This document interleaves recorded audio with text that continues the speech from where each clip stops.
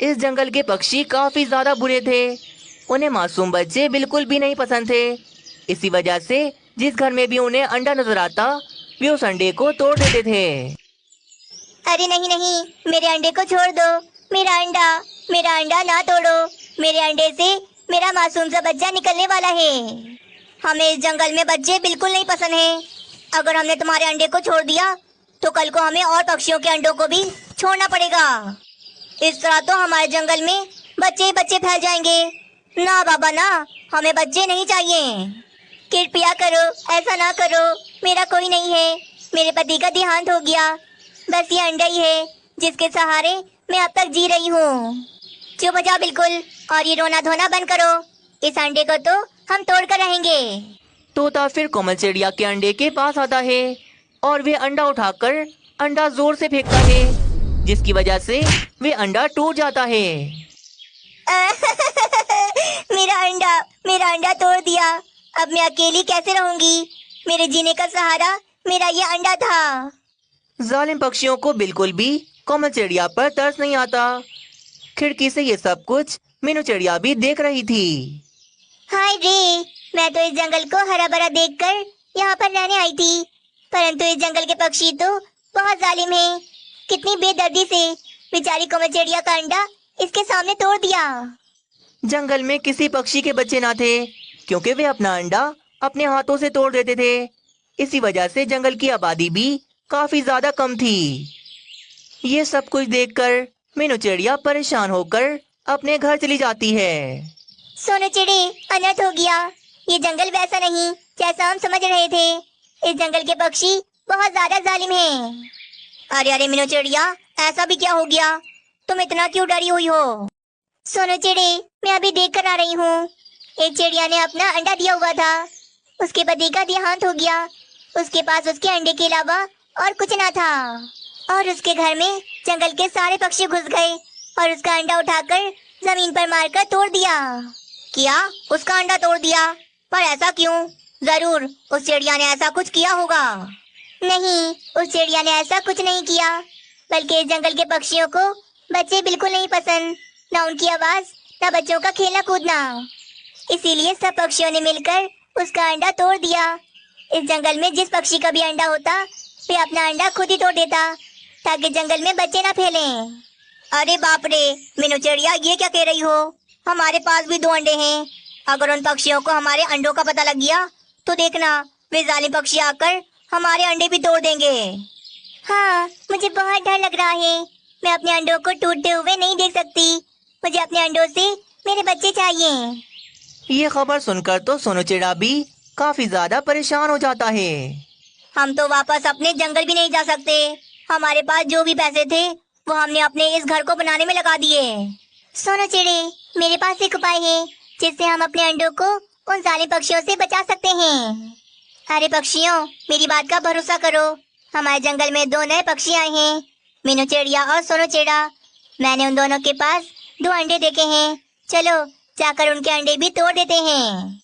हाँ हाँ, चलो चलो, मीनू चिड़िया के अंडे भी तोड़ देते हैं, वरना अगर अंडों से बच्चे निकल आए तो बच्चों को मारना तो बहुत मुश्किल हो जाएगा। बस फिर क्या, गुस्से में सभी पक्षी मीनू चिड़िया के घर के बाहर आकर जमा हो जाते हैं। दरवाजा खोलो मीनू चिड़िया, खोलो दरवाजा। आज हम तुम्हारे अंडों को नहीं छोड़ेंगे। हाँ हाँ, हम पक्षियों से जरा चालाकी न करना। हमें अपने जंगल में एक बच्चा भी नहीं चाहिए। आज एक बच्चा होगा तो कल को जंगल में बच्चे ही बच्चे होंगे। दरवाजा खोलो मीनू चिड़िया, वरना पत्थर मार मार कर तुम्हारा ये दरवाजा तोड़ देंगे। तभी सोनू चिड़ा और मीनू चिड़िया दरवाजा खोलकर बाहर आते हैं। क्या हो गया है तुम सबको? हमारी शादी अभी नई नई हुई है। हमारे पास एक भी अंडा नहीं है। झूठ ना बोलो, मैंने तुम्हारे घर की खिड़की से देखा था। तुम्हारे घर में 2-2 अंडे रखे हुए थे। कैसी बातें कर रही हो? अगर विश्वास नहीं है तो जाओ, जाकर हमारे घर की तलाशी ले लो। अब तो सारे पक्षी मीनू चिड़िया के घर में घुस जाते हैं और उनके अंडों को ढूंढने लगते हैं। लगता है बुलबुल, तुम्हें कोई गलत फहमी हुई है। यहाँ तो एक भी अंडा नहीं है। चलो चलो यहाँ से। तुम भी ना बुलबुल, बिला वजह हमारा समय जाया किया। मीनू चिड़िया और सोनू चिड़े को भी परेशान कर दिया। पता नहीं यार, मैंने तो देखे थे अंडे, ना जाने कहाँ चले गए। बस फिर सारे पक्षी वापस चले जाते हैं। उफ, कितने चालाक, कितने जालिम पक्षी हैं इस जंगल के। मुझे तो डर लग रहा है कि कहीं ये पक्षी मेरे अंडे ना तोड़ दें। नहीं नहीं मीनू चिड़िया, हमारे अंडों को कुछ भी नहीं होगा, तुम चिंता ना करो। मेरे पास एक उपाय है, इस तरह हम अपने अंडों को उन जालिम पक्षियों से बचा सकते हैं। जल्दी जल्दी खड्डा खोदें और अंडों को छुपाएं, कहीं कोई पक्षी ना आ जाए। सोनू चिड़ा उन दोनों अंडों को जमीन में दबाकर ऊपर से मिट्टी डाल देता है। बस अब हमारे अंडों को कोई नहीं ढूंढ सकेगा। वाकई में यार मीनू चिड़िया, तुम्हारे बढ़िया उपाय की वजह से हमारे अंडे बच गए, वरना आज वे जालिम पक्षी हमारे अंडों को तोड़ ही देते। इसी तरह फिर 2 दिन गुजर जाते हैं। सोनू चिड़े 2 दिन हो गए, हमारे अंडे अभी तक जमीन में हैं। अगर उन्हें जल्दी बाहर न निकाला तो वे खराब हो जाएंगे, हमें कोई हल ढूंढना होगा। चलो मीनू चिड़िया, अब जाकर इस जंगल के महाराज से ही बात करते हैं, क्या पता वे हमारी मदद कर दें। दोनों पति पत्नी ऐसा सोचकर जंगल के मिट्ठू महाराज के पास चले जाते हैं और उन्हें आकर वे सारी बात बताते हैं। क्या ऐसा कैसे हो सकता है? मेरे जंगल के पक्षी इतने जालिम कैसे हो गए? महाराज कुछ करें, मेरे अंडों को टूटने से बचा लें। चिंता न करो मीनू चिड़िया, अब मैं अपने जंगल के पक्षियों को सबक सिखा कर रहूंगा। बस फिर अगले दिन मिट्ठू महाराज जंगल में एक ऐलान करवाते हैं।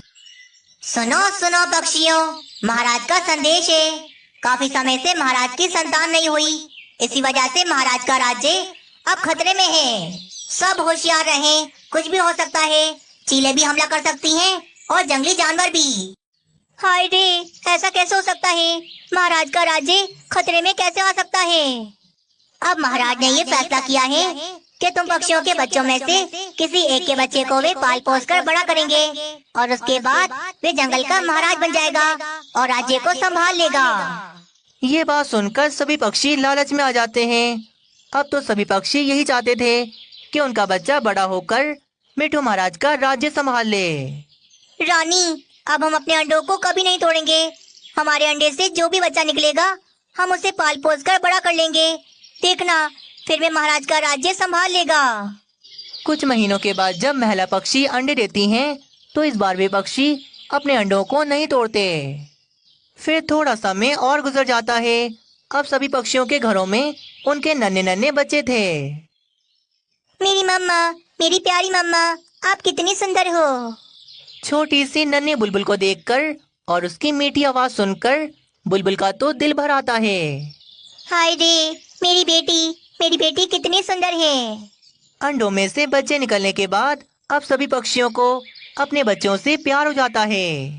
तोते जी, मैं नहीं दूंगी, मैं अपने बेटे को मिट्ठू महाराज को नहीं दूंगी। मेरा बेटा बहुत प्यारा है, मैं इसे अपने साथ रखूंगी। हाँ, तुम ठीक कह रही हो। जब से हमारा बच्चा हमारे घर में आया है, हमारे घर में तो रौनक आ गई है। मैं अपने बच्चे को मिट्ठू महाराज को कभी नहीं दूंगा। इसी तरह मीनू चिड़िया के अंडों में से भी उसके प्यारे से बच्चे निकल आए थे और मीनू चिड़िया अपने बच्चों के साथ बहुत ज्यादा खुश थी। इस तरह मिट्ठू महाराज की वजह से जंगल के वे जालिम पक्षी बदल गए थे और उन्हें अपने बच्चों से बहुत ही प्यार हो गया था।